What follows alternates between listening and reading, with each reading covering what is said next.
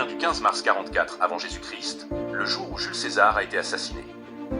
Mais la veille, le 14 mars, une femme est entrée dans l'histoire.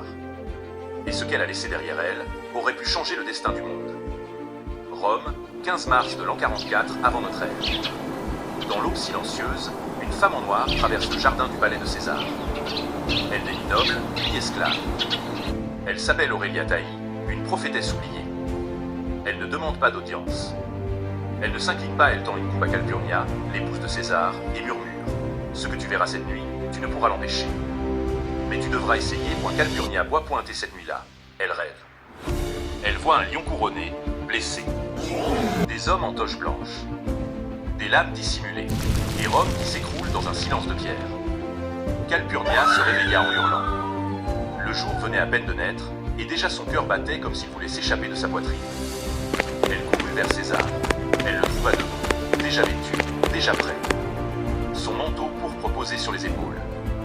Son regard calme, comme toujours. Mais elle n'avait plus de calme.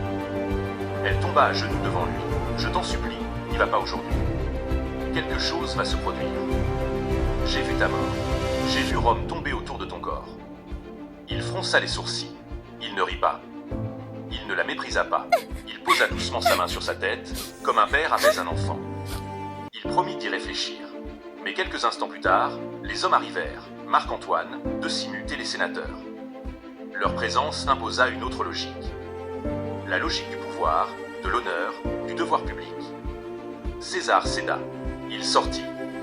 Et quelques heures plus tard, il s'effondra au pied de la statue de Pompée, sous les coups de 23 poignards.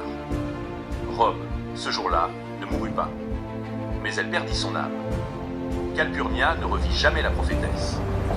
Mais au fond d'elle, elle savait. Quelqu'un avait voulu prévenir. Quelqu'un avait vu avant les autres. Et l'histoire, comme toujours, avait choisi de ne retenir que le bruit des lames, mais elle oubliait les chuchotements qui auraient pu les arrêter.